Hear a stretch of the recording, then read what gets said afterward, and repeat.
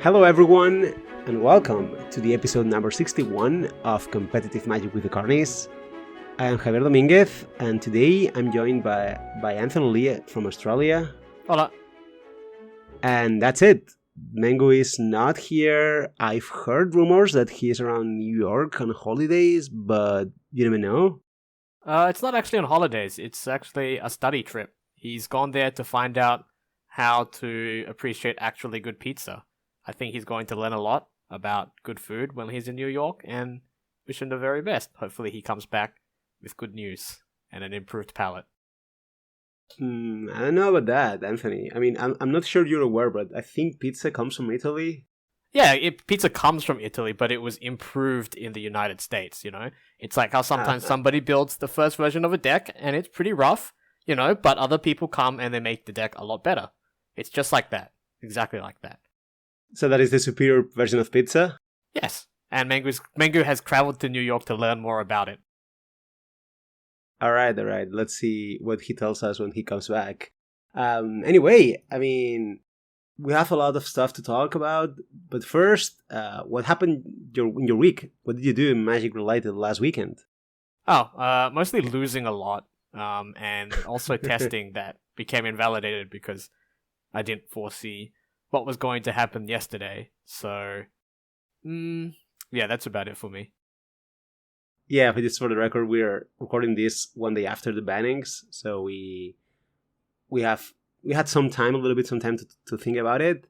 And yeah, I played some challenges, but similar to Anthony, I did simply lose a lot. I think I made one top 32. I played 3 or 4 challenges, didn't go very well. I played different formats like Modern, Pioneer. I think I played Legacy also, but you know, that's Magic as well. And I was just probably clicking buttons a little bit, if you know what I mean. Sometimes you're playing not very focused, unfortunately. But yeah, I mean, yesterday there was this Wizards announcement of the bannings. So what are your thoughts? Let's talk first about what happened, right? Because some listeners might not be aware. Yeah. So the first thing is standard, no changes. Of course, that's fine. Standard, the best format. Blah blah blah. Pioneer. So first, let's talk about Karn, the Great Creator, is banned. Geological Appraiser is banned, and Smuggle Sculptor is unbanned. What do you think? They're certainly interesting. They're also each one is quite an interesting point unto itself, isn't it? The Geological Appraiser thing was something of a foregone conclusion, although the deck wasn't doing very well, to be fair. But I understand that the reason they banned it is because they didn't like the play pattern. And it's quite similar with Khan, the Great Creator, as well, right? Because that deck has not been doing well for quite a while now. And they did also say they were banning it because they didn't like how it played. And the Copter unban is, again, something else entirely, isn't it? But I think we'll get into that soon. But overall, I think they're interesting, and that's kind of what Pioneer needed right now. The bans are not very consequential, so you know they don't really achieve that. So I think the unban reflects a desire to shake up Pioneer when a lot of people had felt that it was becoming stale after not having changed for quite some time. Yeah, I mean those changes are definitely gonna change. Like they're gonna at least make the format look different.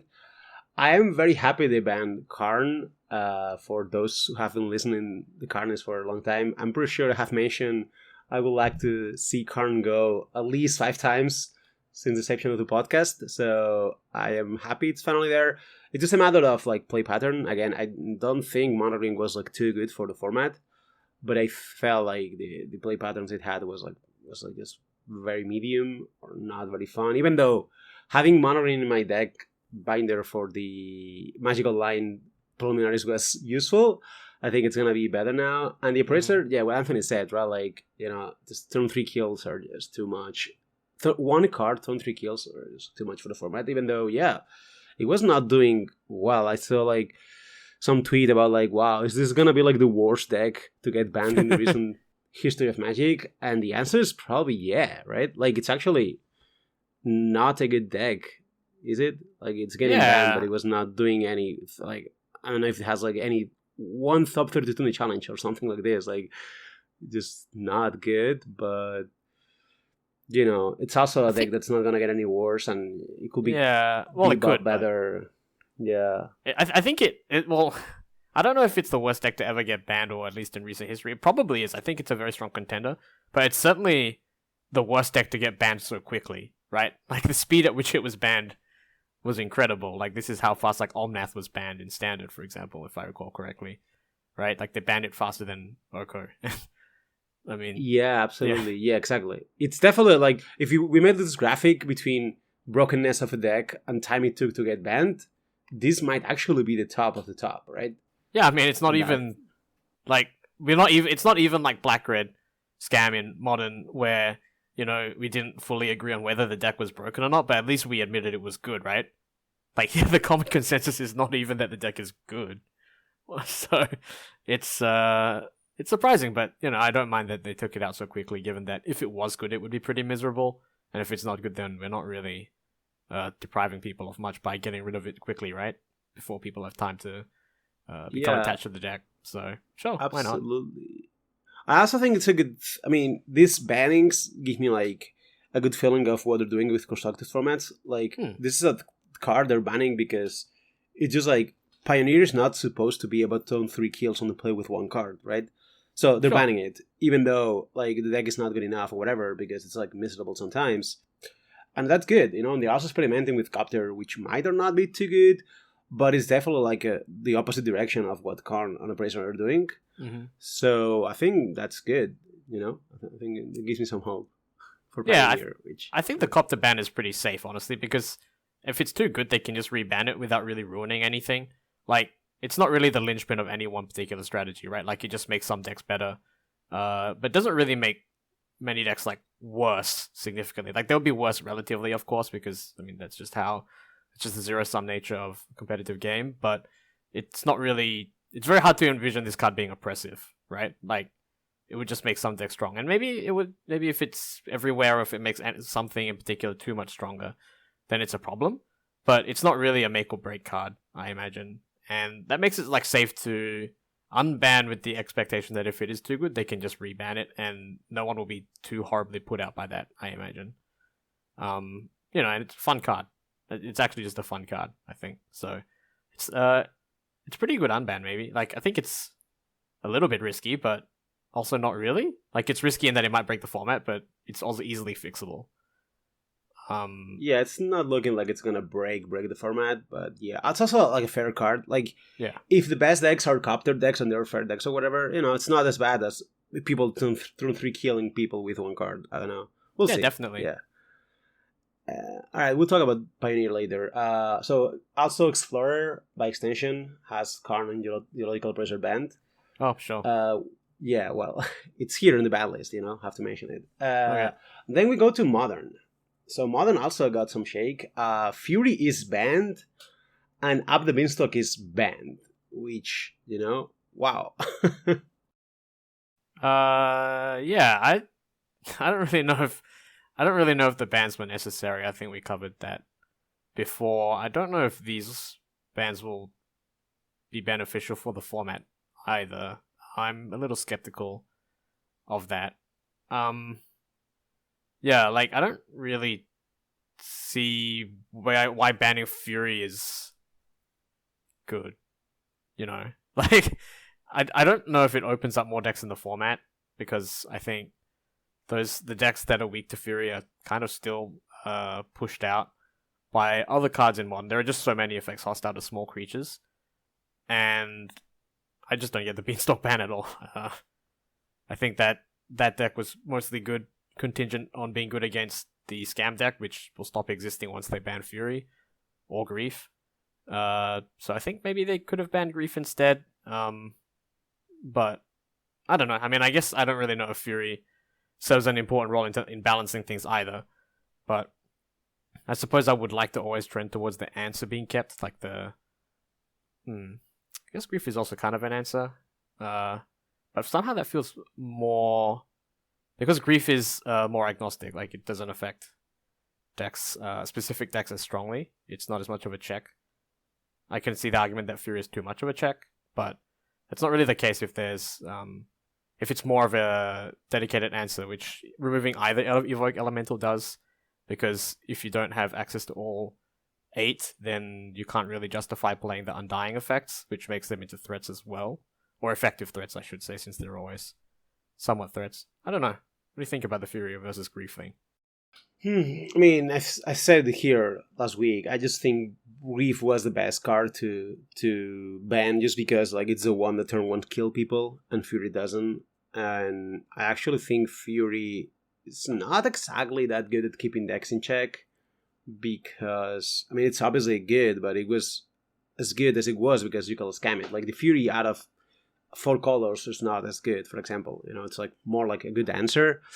That's it. And yeah, I mean, I'm surprised. I think this is still going to get rid of a scam on that regard, at least the deck as we know it now. But I think, I mean, Grief plus scam cards are going to be around, even if the deck is built somewhat differently. So I'm not sure. Really? Yeah. I think Grief plus Ephemerate is playable, right? Grief plus Undying Evil and Solitude, maybe. I don't know. Like when that deck that deck existed before, and it was the deck was just horrible. Like, it was really not a functional deck. Yeah, but it could become functional. Like, I mean, the first iterations of Scam were also not that very, good looking or functional looking, if you remember. Yeah. But it eventually got built, and I think there might be a deck there that still uses Grief to just turn 1 kill people with Ephemerate. And Ephemerate's probably even better. If that's true, that's kind of miserable. Yeah, I don't know. I think Grief is still like a little bit too good. I mean, it's one of the best blood cards ever or whatever, right?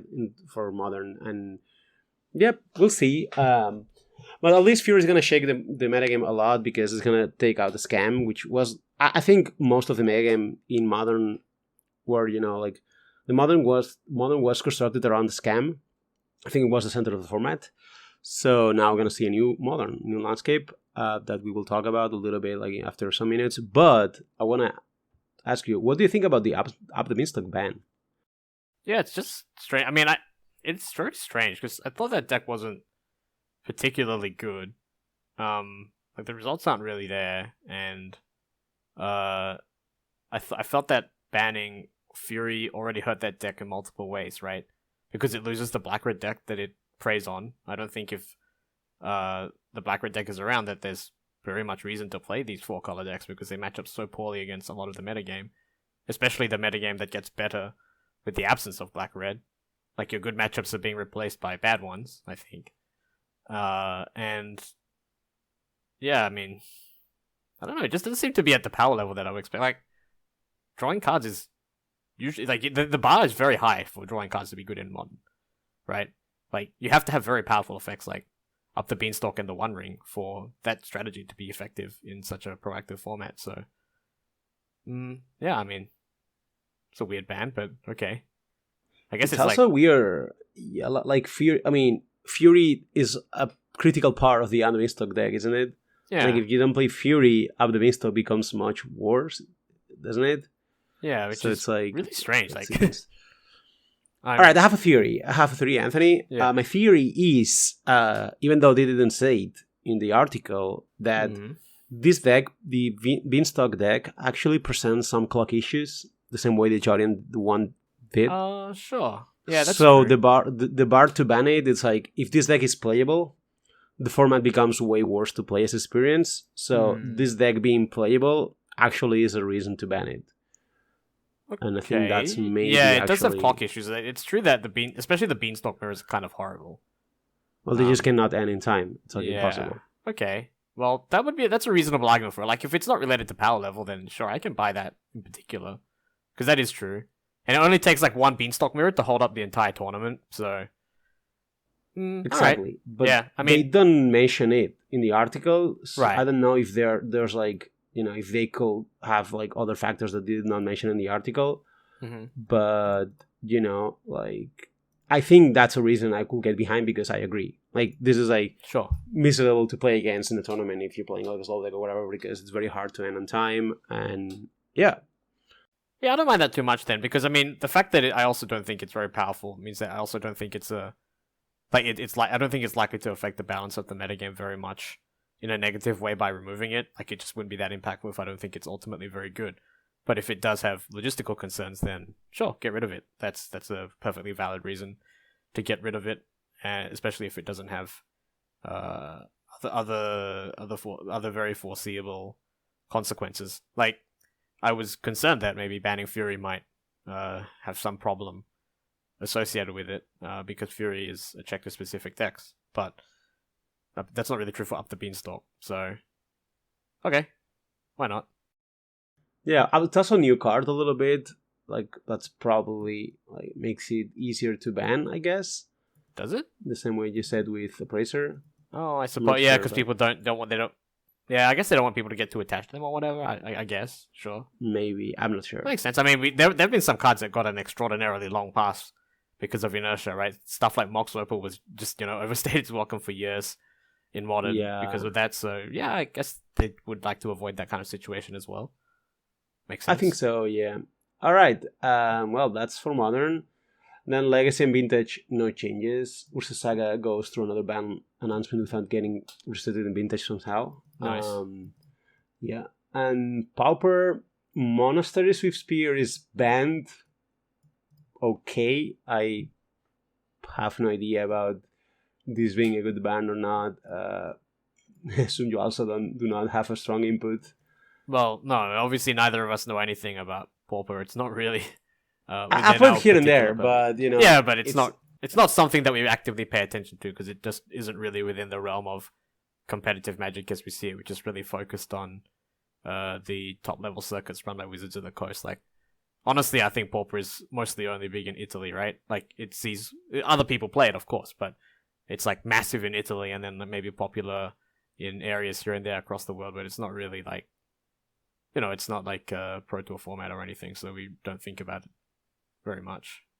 Well, for me, it's like there's 3 months of Pauper per year when it's on the Mox format. So It's like I'll play Pauper for 3 months and then don't play it for the next 9 months. And I think next season will be Pauper time again. Oh, nice. Okay. But yeah, I mean, I remember this card being obviously super good because it kills people fast. I never thought it was too good, but whatever, But the explanations for the Pauper bans are always really, really good, right? The Pauper format panel always puts out an exceptional explanation, as far as I'm aware. Like, I don't follow Pauper at all, but I have looked over some of those rationales before, and they were very impressive. They clearly think out what they're doing, and they have their finger on the pulse of the format. So, just in the dark, I'm willing to pretty much trust whatever they're doing with the format. So, hopefully that's good, and I'm sure that when Mengu comes back from his education, his culinary education, he'll have some sort of opinion on that probably. But we'll leave that to him. All right. Yeah. So that's for the bans. So now we're gonna talk about what the actual formats are gonna look like a little bit. Shall we? Yeah, sure. All right. Let's start with Modern because I mean it's one of the biggest ones. It's one of the Anthony's favorite formats as well. It's a format. It's well, this is this weekend. There's gonna be a huge tournament in Barcelona. One of these like qualifiers, the sort of GPs. Where I'm actually gonna be doing commentary for first time in one of these events. Yeah, so if you want to check it out, I'm gonna be there. But it's also like going to be the first big tournament with a new Modern format. So well, I'm gonna ask the question just straight now. What would you play if you had this kind of tournament this weekend, Anthony? Like, what do you think the format is going to look like, and how would you approach That's this? interesting. So I guess the first step is to look at the big winners of the ban, right? So what were the decks that Black Red probably kept the most in check? I would say decks like Yawgmoth and Tron, I suppose. Those like top tier decks that jump out as ones that have been held back somewhat by Black Red. And then you also have to think about the decks that mostly existed because they were good against Black Red. So decks like Hammer or 4-color are a lot less appealing because I think a good part of the reason to play them was that they were good against Black Red. So I guess I would avoid those. And that obviously has some second order effects, right? Because I think the decks that were good against black-red and now lose that prey also tended to be the ones that are good against Tron. So I think I would play Tron, or maybe I would play Yawgmoth. But like, if I was someone in the position who had to decide, had to decide now what to play, or very soon to decide what to play, I guess I wouldn't recommend Yawgmoth because it's really hard. Like, that deck is something else, you know, in terms of difficulty. It has multiple layers and different types of difficulty represented in it. So I guess if I had like a lot of time, I would start looking at a Yawgmoth, I guess. But otherwise, I would probably play Tron. I haven't thought too much about this. I don't know. What about you? Well, I think it's a tricky situation, and I think it's a good exercise to do because this spot where we have like 1 week to choose a deck or two is actually not that rare in tournaments. Mm-hmm.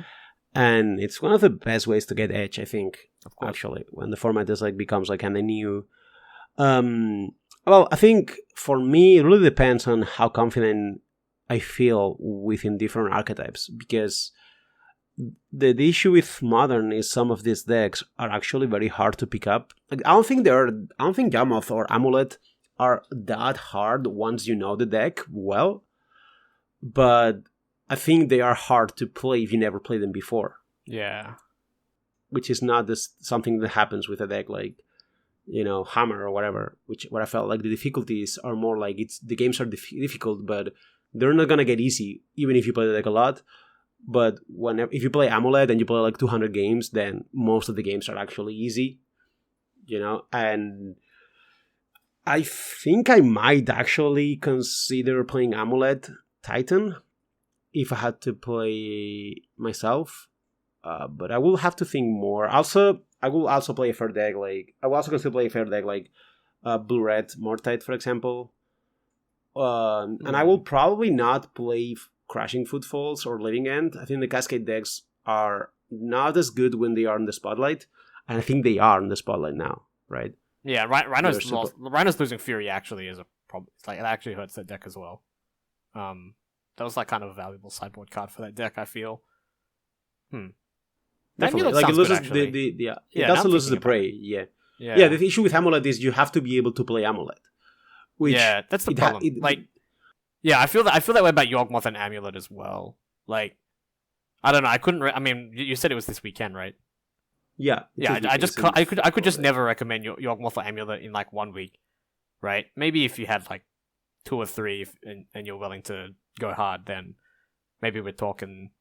But I don't know. They sound like good decks to me, but it seems too soon, right? Which is why I kind of defaulted to Tron, because I think it makes sense with what I expect to happen with the field, and it's like easier to pick up in a week.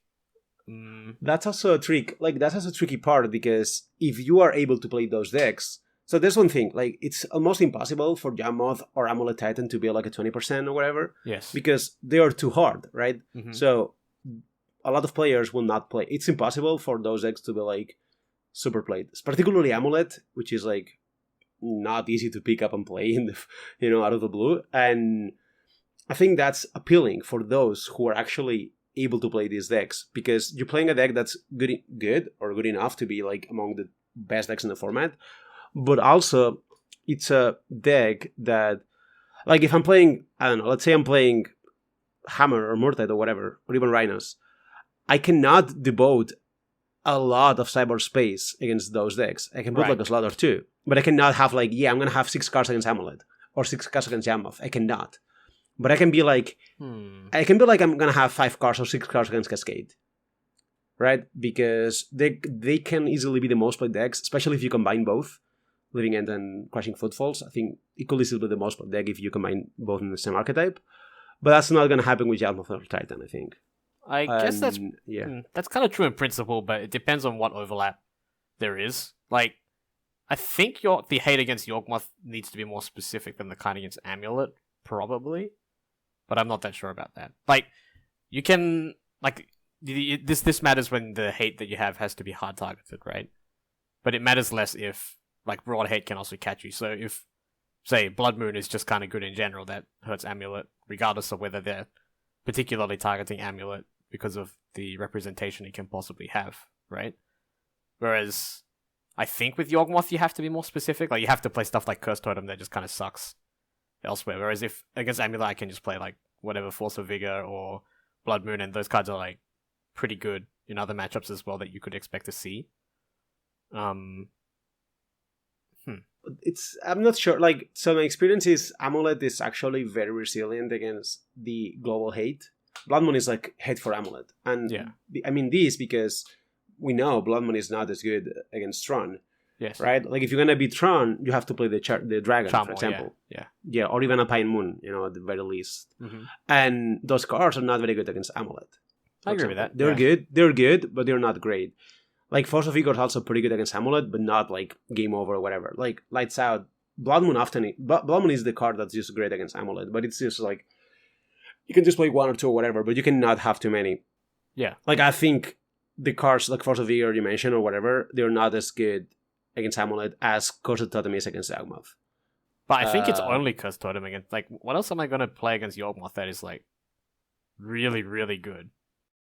I am not sure, actually. But I think even cards like Stern Scalding or whatever go a long way. Yeah, if those cards are good, then, like, yeah, that hurts a lot. Like, 1 mana counter Yawgmoth or Grist is like... It's brutal, yeah. Like, Stern Scalding's awesome against them. But... Like, to me, it seems harder to play the cards that are good against Yawgmoth than it is to play the cards that are good against Amulet, I think. Yes, like, I think the cards are better against Yawgmoth, but I think it's like, I think they're narrower because of how they go against the rest of the field. Yeah, but you're also more, like, you're more incentivized to play cards against Yawgmoth because Yawgmoth is a deck that's traditionally more represented. Even if it's not, like, a lot large, it's never like a 25%. Mm-hmm. But it's easily going to be like a 10% or so.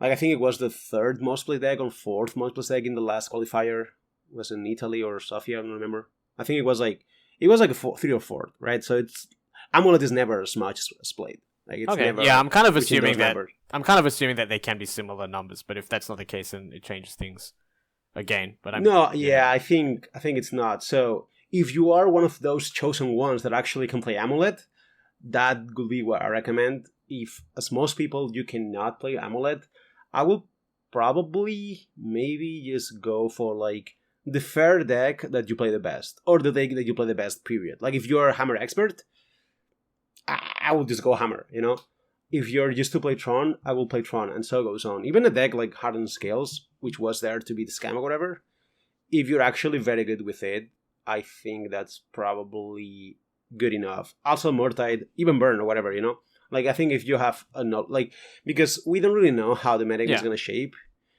So knowing your deck a lot is going to be important. If you do not have, like, any deck because you don't play much Modern, you play a tournament this weekend, then maybe I will just go, like, one-time Amulet and try to learn as fast as possible. But if you know one deck a lot, I will just play it. Yeah, I think that's less about how valuable metagaming is and more about how possible, like, we just don't know, right? So if you don't know, you might as well just play the deck that you know best because, I mean, that's the metric you can actually control, right? Exactly. So, yeah, I think it's important to frame it that way. The other thing that I wanted to specify the framing about, I wouldn't say whether you are someone who can play Amulet, but whether you are someone who can play Amulet right now. So if you have a longer time frame to care about these things, you can start learning now, right? Like, it's like, I think Amulet is not the kind of deck that is so hard that, I think anybody could learn to do it if they tried. So I just wanted to clarify that we meant that we were talking about people that could play Amulet this weekend as opposed to I meant for the weekend. I mean, like, it's like, this is gonna go out like Wednesday, right?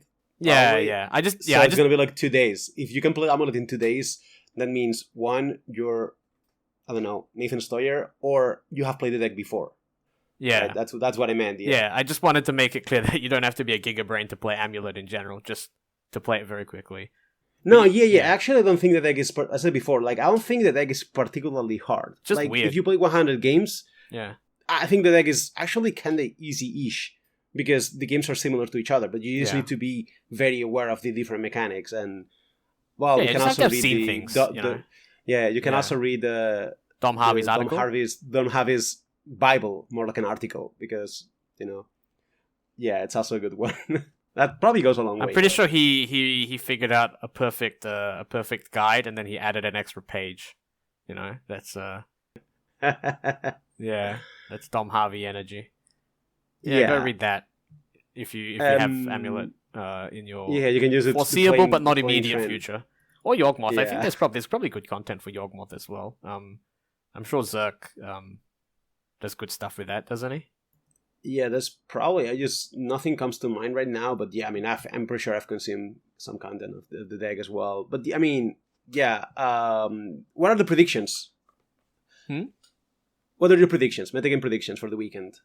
I Oh, think that's also an interesting I don't question. know. I actually don't know how quickly people can react. Like, we understand there's always some inertia with regard to just the paper logistics. Like, people have to get cards, and then they also have to like learn new deck. They have to like make decisions, right? They have to get the cards. They have to learn to play the decks. Like this, so there is some level of inertia with paper play. Especially with Modern, because the scale is so much larger. Like, it might not be so difficult for Standard, and maybe not so much for Pioneer, but for Modern it can be a bit tricky. So I don't know. It feels like the question would be ultimately like trying to predict the metagame would ultimately be more a question of logistics than about what we think is actually good or how people would want to react immediately. Well, you can factor all of this. You can factor all of this, right? Like, you just want a prediction.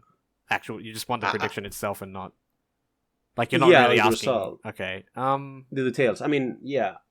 Because that's something people also like. If we have listeners that are going to play the tournament, they will find useful to know what would you expect to find. All right. Well, the big thing is what. All right. So if we want to figure that out, what do you think the black? What I think it's about what the black-red players are going to do, right? Because they represented a very large portion of the field. Now they can't play that deck. What are they going to do instead? That has to be like that is the biggest factor in terms of determining what the field will look like. Yes. Yeah. What do I think they would do? I don't know. Maybe they go play Murktide. That's also like a fair mid-range deck. That I think it's functionally the closest, right? It's not that many equivalents to black-red. It's the closest functionally, but it's also like there's a large power gap. Like, yeah, I will expect a lot of the scam players, which are like the best deck players, you will just default to Footfalls. I will expect, actually. Really? Yeah, I will expect Footfalls. My prediction is Footfalls is going to be the most played deck. Wow, I could see that too. That's what I will expect, just because we come from a metagame where it's a very good deck. It's also the power level got pretty high with Tishana's Merfolk, Merfolk, or whatever. Like, the deck is definitely like good enough. I'm not a big fan, but I think it could be the best. But you think it's perceived as the best deck? I think it's perceived as the second most powerful deck before Scam. Wow. Yeah, that's okay. I mean, before bans, I will expect people to be like, yeah, Scam is the best deck, and then Rhinos. But that was because of black-red, right? Well, initially, yeah. Like, I think Rhinos got played because it was good against black-red, but I think the Tishana card actually made it so, like, every single bad matchup became better. And that's something very good for a deck like this. Where a deck like Living End or Tron, goes from very bad to just bad or whatever. Like, now you can actually just beat them sometimes. That's a big swing. Because it's like they have to also play more aggressively in a way where you have more edge. I don't know. Just playing Tron against Rhinos feels like a whole different thing now. Yeah, it's way harder now for sure. Yeah, but it's just like also the matchups. Like even matchups like Coffers or whatever. Like there's the One Ring deck gets worse against Rhinos. I think the deck just got better, particularly Living End, because Rhinos used to be like a buy for Living End. Yep. Not anymore. I mean, it's still probably ahead, tough, but now it's you can do something, whereas before you seriously couldn't. Like, you could barely take game actions. Like, exactly. Like, it's not that easy to actually break through the Merfolk if they have like fast Rhino start or whatever, Okay. And so it's been doing very well in the local events as far as I've seen on my social media, whatever. Like, I have a lot of friends that winning PTQs with Rhinos. I think Rhinos is perceived, as a good deck. That would be my bet. I will expect it to. It's also like easy to pick up, right? Like, let's say you play Scam for the full season because it was the best deck, and now they ban it. You are like, okay, I have only played Scam the whole season. What do I play? I have 2 days to learn a deck and get the cards. Well, the easiest like the best deck in terms of like correlation between power level and how easy it is to play. That's I think we can Rhinos, agree yeah. here. Rhinos is the best by a lot. Yeah, I think I think it's like one of the best all time in that regard. Like, not even just right now, absolutely. just like all time ever. Exactly. Yeah, it's very easy and it's very good also. So, I think that's a reason for me to expect a lot of scam players, especially those like more like, long time scam players, like players that play the scam the whole season. I think those are somewhat likely to play right. So that will be my Lifelong prediction. scammers, huh? Yeah.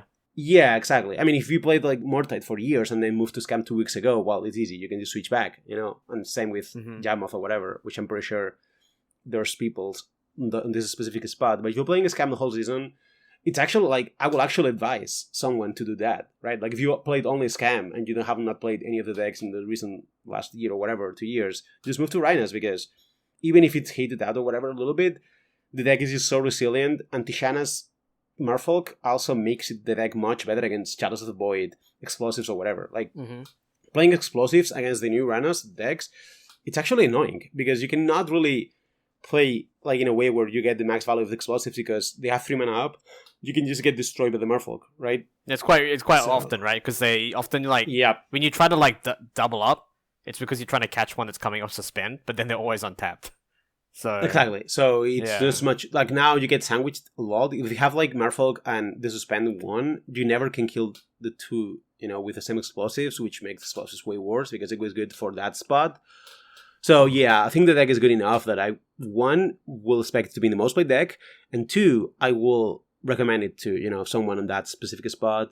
I don't expect it to be the best deck in the weekend in terms of win rate because of what we said now, and we have talked about this before, like if Amulet and Hammer are like 3%, are only played by experts, well, it's gonna have a better win rate, right? Naturally, like I expect Rhinos to have like a lot of players that actually never played Rhinos before. I expect that to sink the win rate quite a bit. But that said, my impression is that it's probably the best deck in terms of like raw power level day one. So that's what I will expect. Interesting. All right, well, that's a good recommendation too then. Yeah, because I didn't really know what to recommend, like, but that seems to me to have a lot more logic to it than many other things. Like the fact that it's easy to pick up, I think, is particularly compelling to me. Yeah, certainly. All right, that's for the recommendations for the weekend. I think that's if you have a PTQ, if you're playing the LMS this week, also PTQs are not modern. Oh, they're not. Yeah, true. Well, that's it. And well, just another small thing before we move on. The showcase qualifier this weekend took place, and surprise, Scam won it. Bye-bye, Scam, though. All right, so we can blame that person then. All right. Yeah, Sichio Gide. We're going to officially blame you on this banning Scam because congratulations, you won the Modern Showcase Got qualifier. the last shot in. That's nice, though. That's pretty cool. Yeah, exactly. It was a quite actually diverse topic. Like, it was like 2 Footfalls, Amulet, Scam, Hammer, Beanstalk, classic Modern where there's like 200 different decks, but then it's like 5 more Scams in the top 16. But yeah, nothing special to say here. 2 Scams actually in the top 8, but yeah, like, the deck is... It's kind of funny because you wouldn't expect that to be, like, it's not really when action's taken, but so it is. All right. Let's move to Pioneer next, for example, a little bit. Shall we? Yes. Well, Pioneer. What do you think Pioneer is going for? Like, what's up with Pioneer, according to Anthony Lee? I guess the big question on everybody's mind is how do we play Smuggler's Copter, right? Because, I don't think Khan banning really changes very much in terms of what decks are good or not good. So we don't have to worry too much about that. I mean, okay, it changes a lot for people who wanted to play Monogreen, but like I don't think Monogreen's position was such that it was warping anything. So I guess the big question is about how to play Smuggler's Copter. I don't know. I think Copter's kind of more demanding than a lot of people are assuming. Like, I don't think you can just jam it into everything. I think there are definite constraints on your deck that you have to meet. Like, I think you have to have quite a lot of creatures, ideally cheap ones. You have to be fine with playing them a lot, like committing them each turn, and you have to be interested in attacking. And I think all of those things are not a given Especially because you want the looting effect to be desirable in your deck. Otherwise, you're just kind of playing a 2-mana 3/3 fly with a bit of upside, right? Okay, maybe that's like a little too dismissive of what it actually is, but I mean, it's not like a card that's going to transform the power level of your deck if you're not particularly suited to using the looting ability well. So I don't know. That's like a lot of things that you have to use to get all of the, all of the juice out of the fruit. Yeah. What do you think? I'm excited to see. I think the Copter. I think the 3/3 mana, 3/3 for 2 mana flying doesn't die to Mars removal and actually loots lands away. That's actually enough in terms of power level for decks like, I don't know, Convoke, Mono White, or whatever. Like, I think even if you don't have like any synergies or anything, that's probably fine still, because those decks are notably bad at, mana sinking in a way. Like, Copter is a mana sink. In that sense, and I think it's one of the best mana sinks you can play in aggro, if not the best right now. So I'm just excited to see what's up. Like, I think there's ERC, I don't know, 2 weeks maybe. Yes, so not this weekend, but the weekend following is the US RC. And this weekend there's the Pioneer Showcase. I'm not qualified for it, but it's Sunday 10th. It's Pioneer Showcase. So next week we'll have this. This is the most important Pioneer online tournament, right, of the year or whatever, of the season. So we have this one, 32, 36 players, all good players, and I'm kind of excited to see how many Copters will be there and what people will do, because it's interesting. Like, as you said, Copter is not like you can just put Copter in every deck and wow, it's gonna be great, because you need creatures, and you need creatures to be able to crew the Copter, and it's also not that good of a blocker. It blocks fine, I guess, but it's not. Yeah, I'm not in the market for blocking. I don't put cards in my deck to block. Yeah, ever. But like if you attack with a Harvester, you don't want to block and trade. I mean, it's fine. It's good that the card can block, but it's not particularly. But this card is good enough to trigger new archetypes or whatever, right? They're probably going to be creature based, but I could see some decks that become much better for this card, like from whatever, mono red, or it could be anything actually.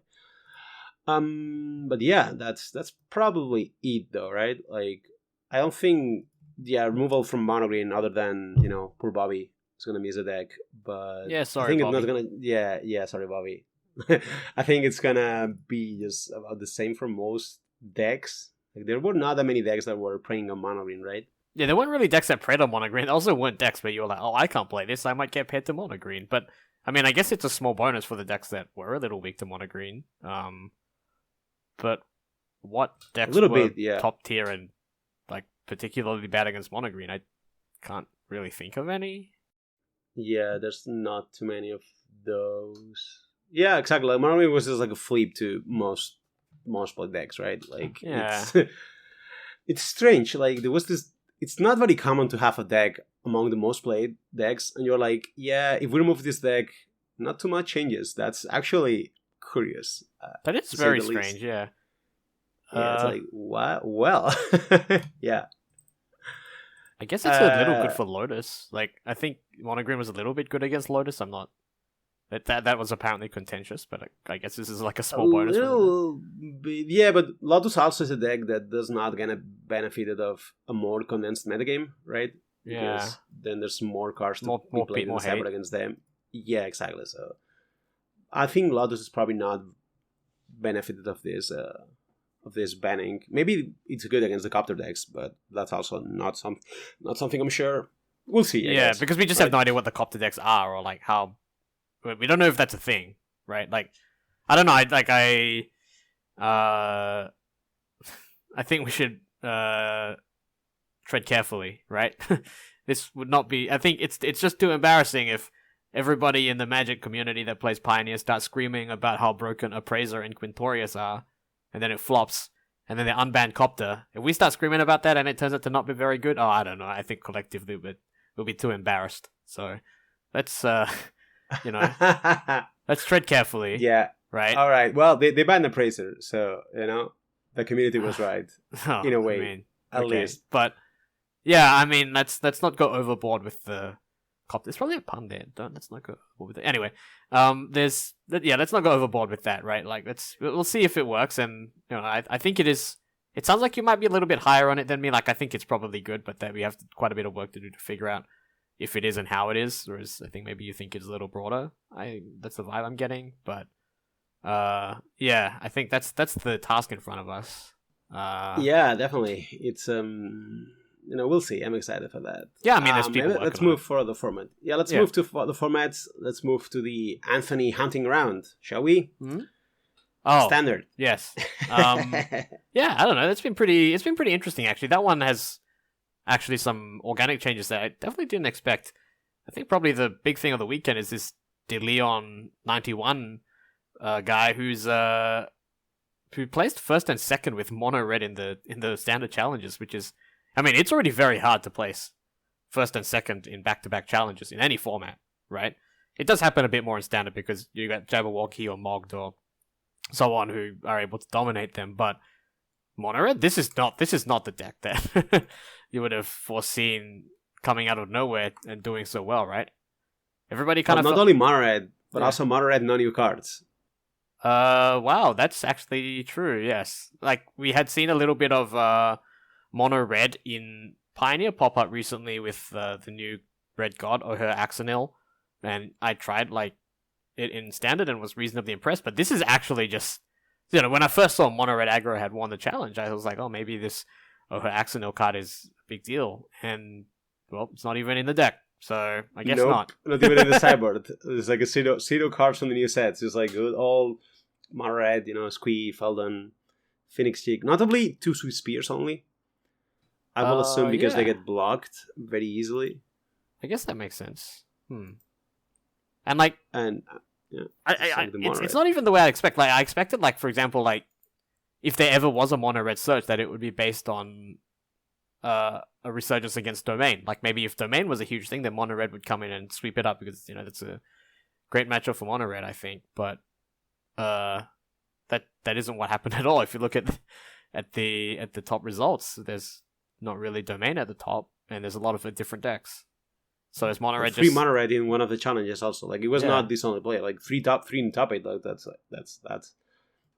it's just a legitimately good deck, it seems. Yeah.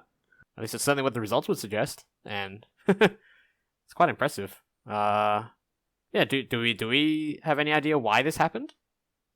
Like, anything more specific? I'm not sure. Like I mean, on the surface level, these Deep Cavern Bat should be actually very punishing for this deck, right? Like, yeah, it's just a life linker that can get counters from Raffine. I am not sure. Even the Schooner is like a very large blocker, right? I don't get it. There's definitely less Esper midrange than there was before, right? Like, Esper midrange was by far the biggest deck before, and that was always kind of the bad matchup for mono red. And I think the way that Esper midrange is likely to build to try to fight like similar decks makes it maybe worse against mono red, because you want cards like Destroy Evil that are not great there.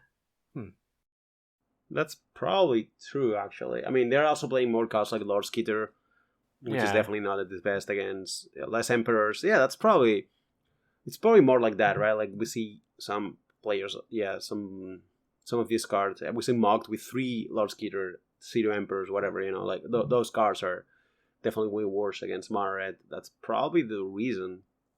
Yeah, people have skewed against other mid-range decks and left the door open for mono red, I suppose. Because there are other aggressive decks that suddenly rocketed up, like we see like Gruul Aggro with Cacophony Scamp and Combat Tricks, which is this Gruul Aggro deck by T Roger or Troger, I don't really know. 4th place in the Standard Challenge 64, and they are playing a deck that has huge Infect vibes, just trying to kill people with Cacophony Scamp, cards like Dreadmore's Ire, like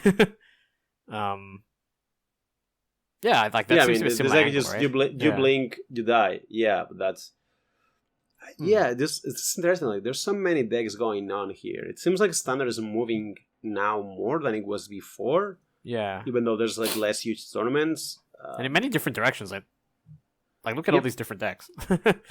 Yeah, it's some this Azorius Artifacts deck by Bernas Torres is something else. Well, this is wild. Like, I just see the deck list, and the first card is Market Gnome.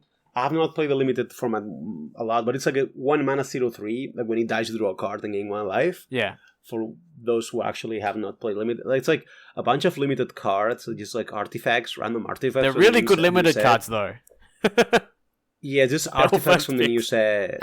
And then there's the Milestone and the Weak Stone. The Ursa one. Also, it could play the Ursa one that melts with the... Oh, it plays on the side. It does, yeah. Nice. Finally! So, finally, this deck gets to melt the Milestone and the Mixstone and the Ursa. I've never seen a melted card. The deck just plays a lot of shitty artifacts, right? And Ursa makes them cost less, and 2/4 for 3 mana. Might as well just play it, you know? Well, I also assume, like, for example, your opponent just isn't going to have good answers to a post board. Like, you don't want Destroy Evil against a deck that is only artifacts and, like, no, like, big creatures. So you take out all the cards like that. You clearly don't want Go for the Throat against the deck with 33 artifacts. So I guess you can always board in Urzalord Protector and put them in a tough spot. Like, it's just going to be... Yeah, that makes sense to me. Seems like a good sideboard card. There's also Braided Net. There's a lot of strange cards I have not seen before in this deck. Well, you haven't been drafted much, have you? No, I have not. Okay, exactly. Yeah. Well, you would know this. If you play Limited, you will see a lot of these. Yeah, alright. I mean, we can just put the link of the deck in the... They are powerful, though. Like, cards... I love the cards like Thousand with Smithy. Like, that card seemed like it was maybe constructed playable, but I just had to find a home. I assumed that you would just use creatures. I didn't see using all these artifacts.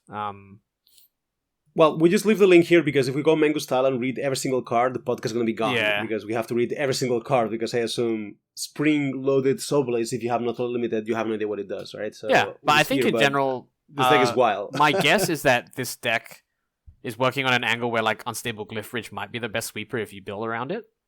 And I think maybe sweepers are very well positioned right now. Like, they tend to be very good against decks like Esper, which I think was the goal going in. And if people are playing decks like Monored, this kind of deck is probably good as well. I mean, you have Market Gnome in your deck. So yeah, this has to be good against Monored. Good against Red, this 2/4, yeah. This deck has to be good against Monored.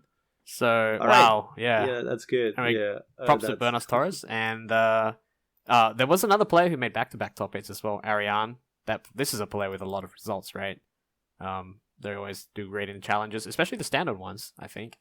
And they made back-to-back top 8s, including a win with Esper midrange as well. So I guess if you're looking for an Esper midrange deck to play or to test against, then I guess theirs is going to be the gold standard, right?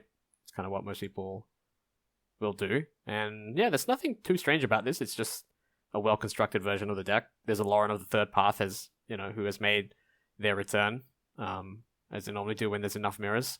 Now it's even better, because it's not only Wedding Announcement and Virtue, but also Subterranean Schooner to go after.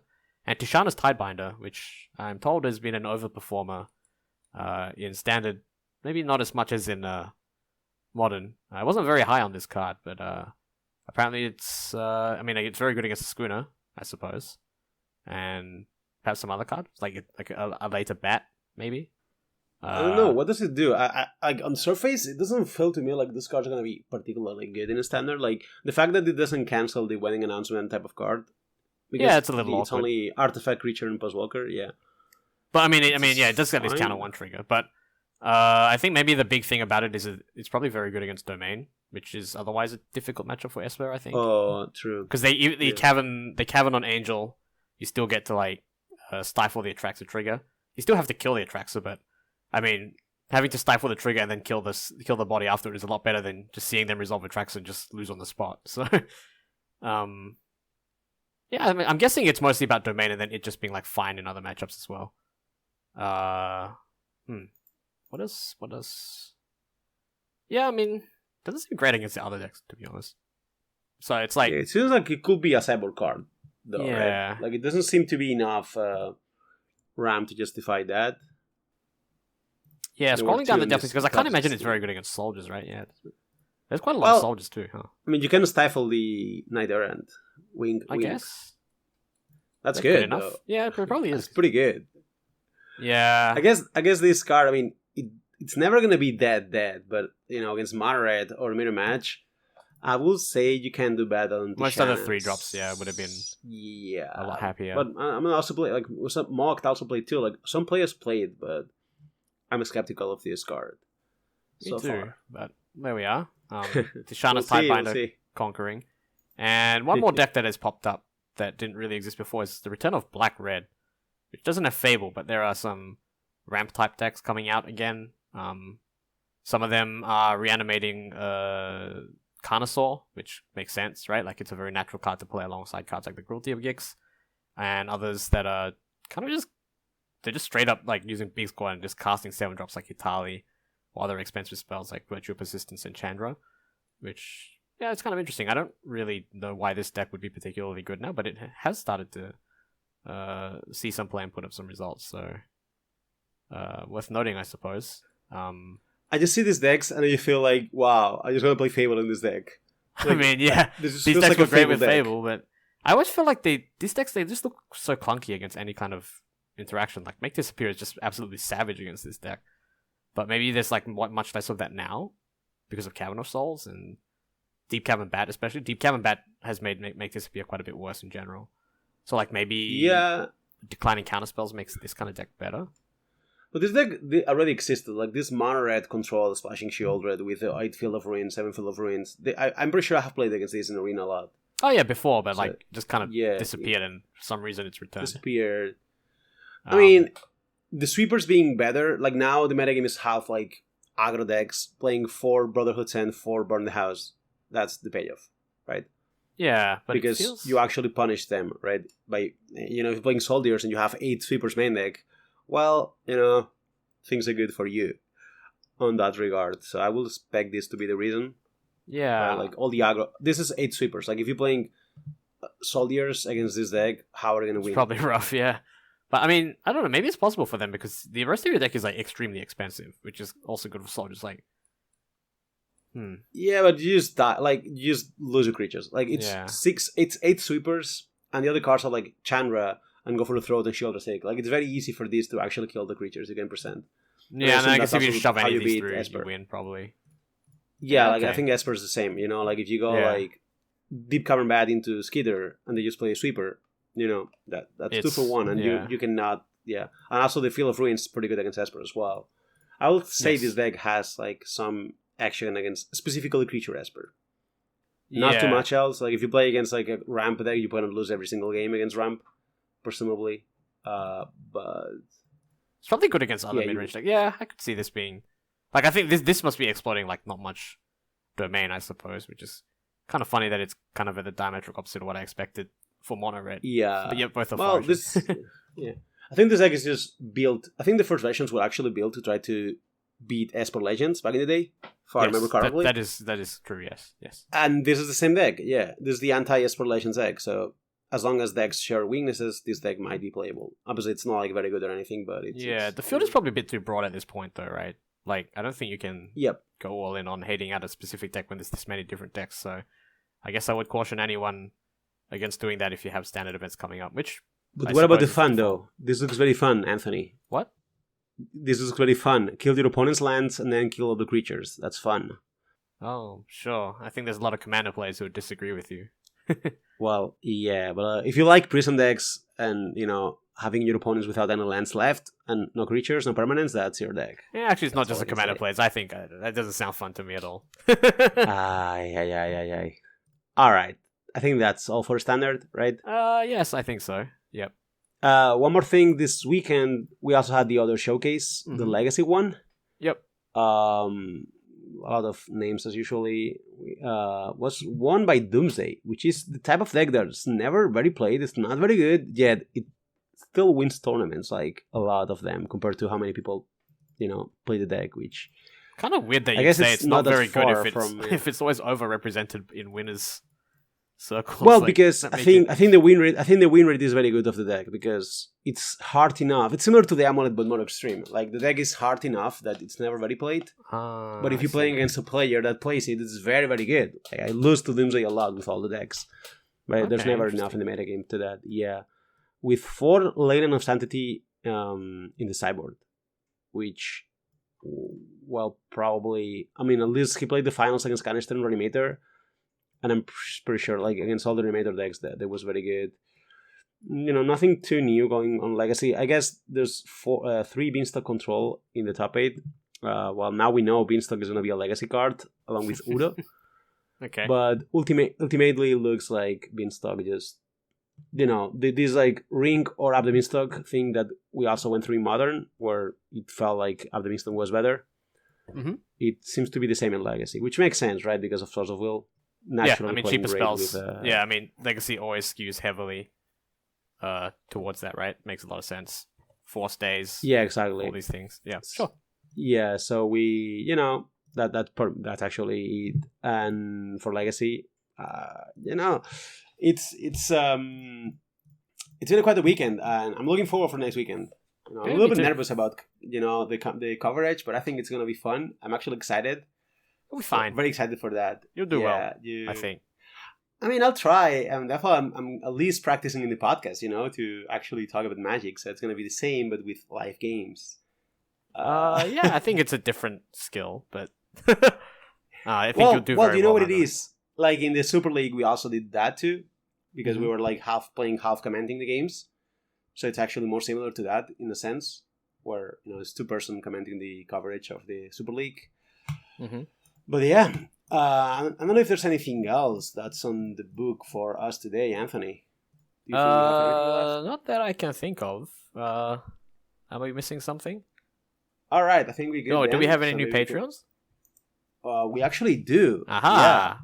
Yeah. Gotcha. So, all right. Well, we're gonna shout out Rach Sale. I'm the one butchering the name. Sorry.